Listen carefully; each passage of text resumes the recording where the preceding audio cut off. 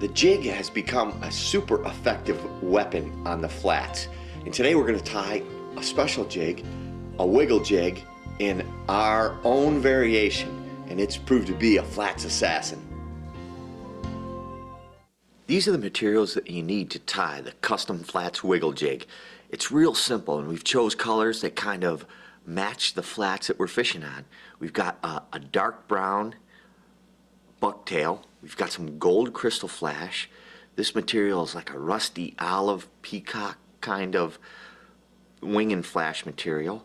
We've got our wiggle jig head. I'm going to add a weed guard of 20-pound test Mason hard monofilament, and the thread that I chose too is kind of a earthy toned olive. Our first step is to start our thread on the wiggle jig right behind the lead head. We'll trim off the tag end, and our first application is going to be some of this beautiful colored wing and flash. I'm going to go right around the hook right here, and I'm going to tie it right down the back. I'm going to let this kind of hang out like a tail for right now. Now I'm going to add a drop of glue, and we'll be ready to put our bucktail application on. And I'm going to show you a cool trick with this to make this really durable. Now I've taken a piece of the bucktail and I've measured it out, but this is the little secret that I'm going to teach you right here to make it a little bit more durable. We're going to tie our bucktail on so it's facing forward like this. Okay, I'm going to tie one bunch on right here. I want that facing out just like that. Then I'm going to turn my vise over. I cut another piece. I want to measure it out about that long. I cut off these tips. And I'm going to tie this one right out the front also. So it's been like 2 applications. Now put a generous amount of thread right over this right here. This is kind of going the extra mile, but what this does is it keeps the bucktail from pulling out. Sometimes after a few hits, the fish start to destroy the bucktail, and it'll start to pull out. So now we can glue all these butt ends of this bucktail in. Okay, trap the top, trap the bottom, straighten that up. Now I can proceed to capture all those bucktail down.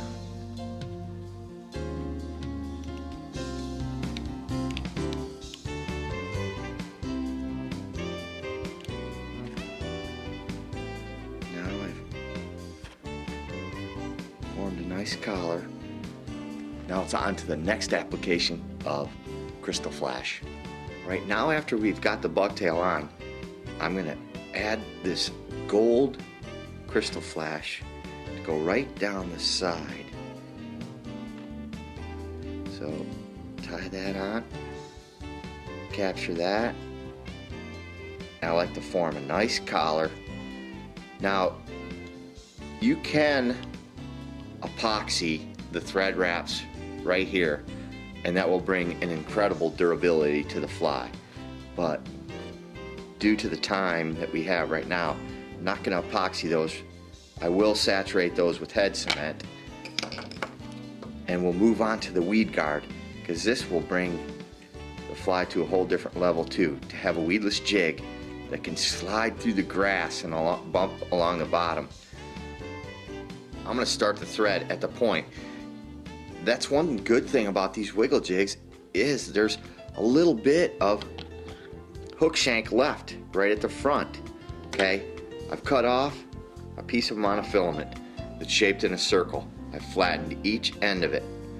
I'm going to tie one end in right here on the wiggle jig.